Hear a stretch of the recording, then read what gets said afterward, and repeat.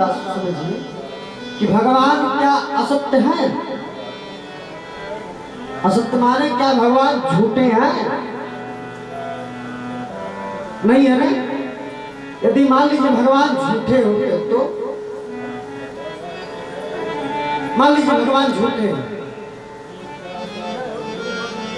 यदि झूठे होते तो लाखों लोग जा करके भगवान शंकर के मंदिर में, भगवान राम के मंदिर में, भगवान कृष्ण के मंदिर में, भगवान बालाजी सरकार के मंदिर में लोग सिर नमा करके क्यों आते? कुछ मिलता है तभी तो लोग जाते हैं, नहीं तो कलयुग के लोग बड़े होशियार हैं। हाँ, बड़े होशियार हैं। जब तक अपना प्रॉफिट नहीं होगा तब तक आपसे जल्दी दोस्ती तक नहीं करेंगे। तो भगवान का नाम क्या है? सत्य। और भगवान सत्य है। भगवान सत्य है। मानिए, जब तक आप मानेंगे नहीं तब तक आपको विश्वास नहीं होगा। आप कहें भगवान दुख क्यों दे दिए, भगवान ये क्यों दे दिए, भगवान की ये डिपार्टमेंट अलग है। हान लाभ जीवन मरण जस अपजस विधि हान, ये किसके हाथ में है?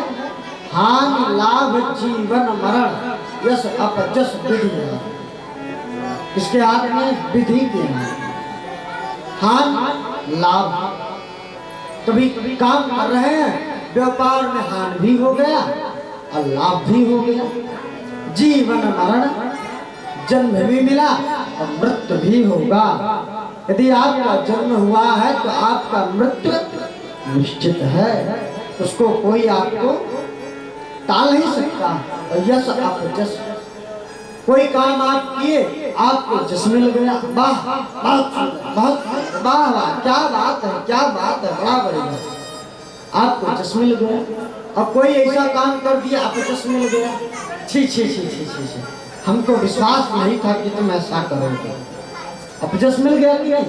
कि ये परमात्मा के हाथ में नहीं है, विधि। हाँ, ये विधि के हाथ में है, ये परमात्मा के हाथ में नहीं है।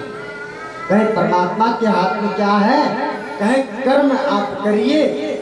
भगवान गीता में कहते हैं कर्मण्येवाधिकारस्ते मा फलेषु कदाचन, आप कर्म करिए, फल का आशा मत करिए। जैसे एक किसान खेत में गेहूं बोता है, एक बोरा गेहूं बोया और 6 महीने बाद 20 बोरा गेहूं निकाल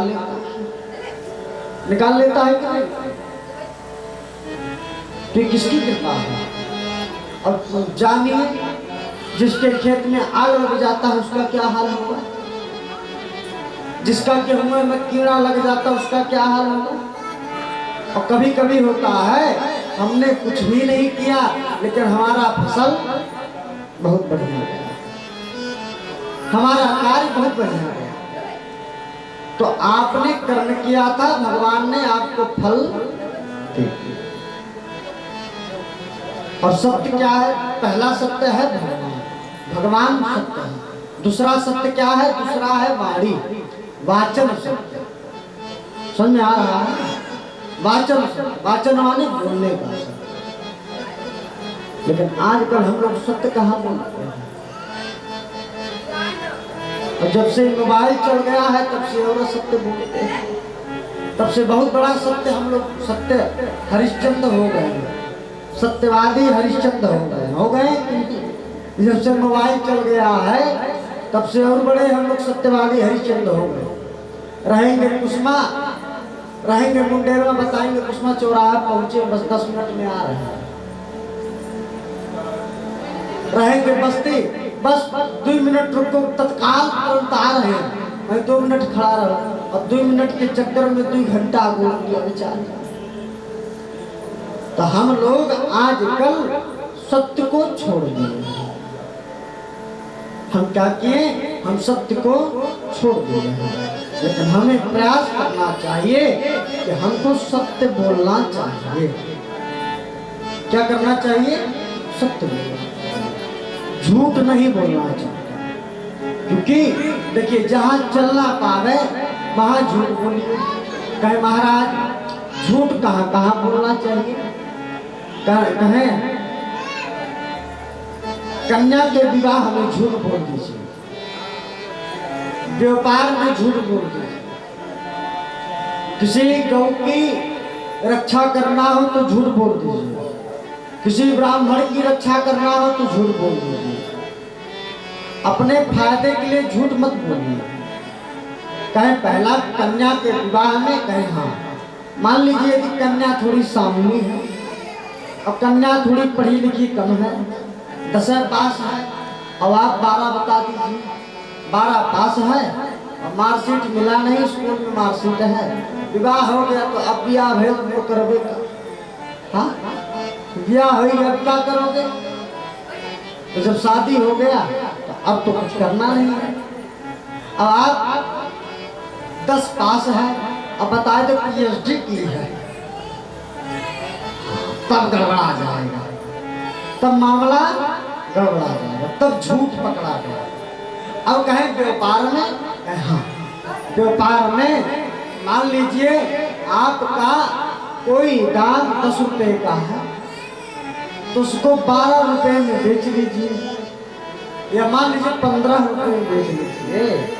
मनहत ये है गाड़ी का तेल है, पेट्रोल है तो आप 15 रुपए में बेच लीजिए, लेकिन हाँ 20 रुपए में बेचेंगे तो भगवानों आपको माफ नहीं करेंगे, फिर भगवान भी आपको माफ नहीं करेंगे।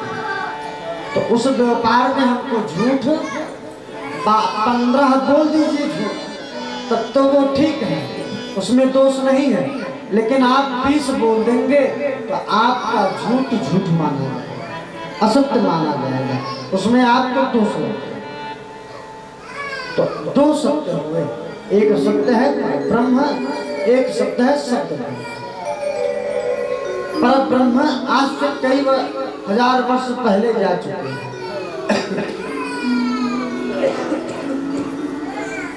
लेकिन शब्द ब्रह्म आज भी विद्यमान है। शब्द ब्रह्म समझ रहे हैं? शब्द ब्रह्म किसको कहते हैं? हाँ शब्द ब्रह्म समझ रहे हैं?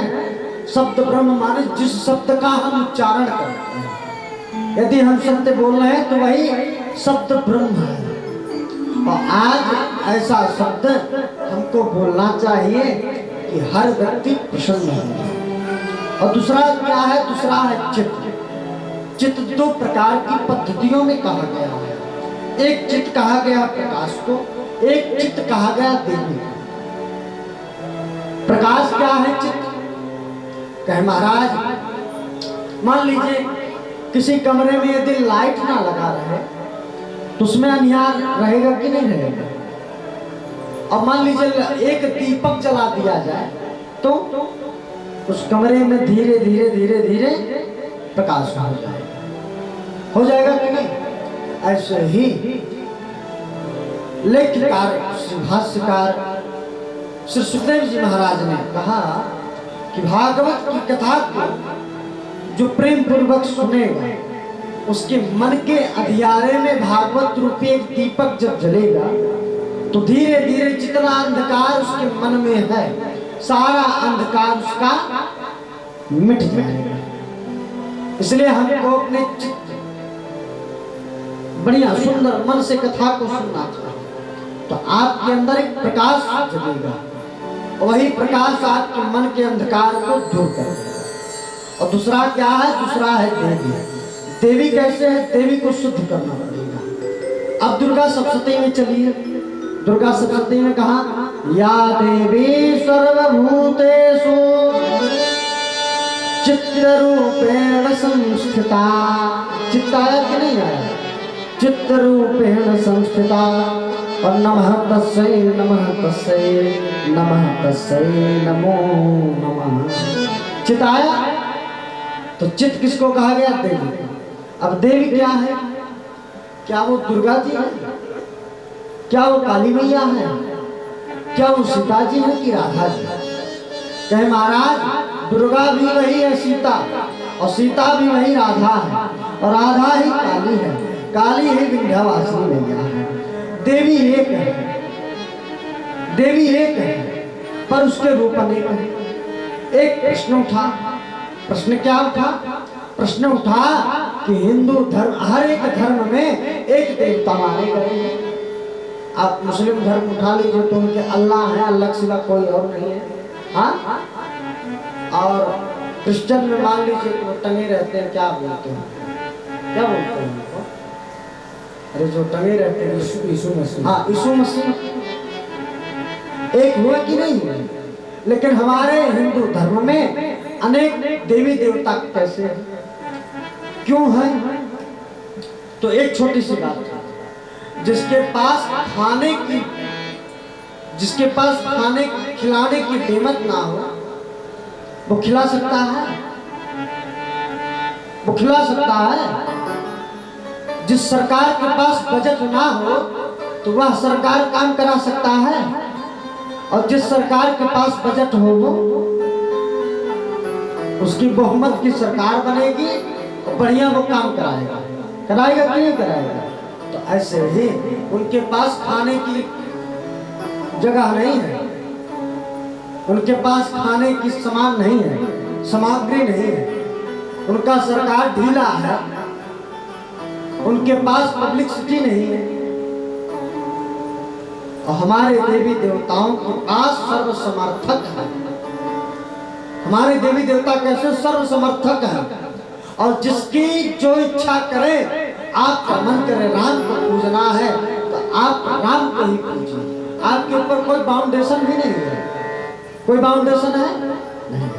आपका मन है शंकर जी को पूजने की तो शंकर जी को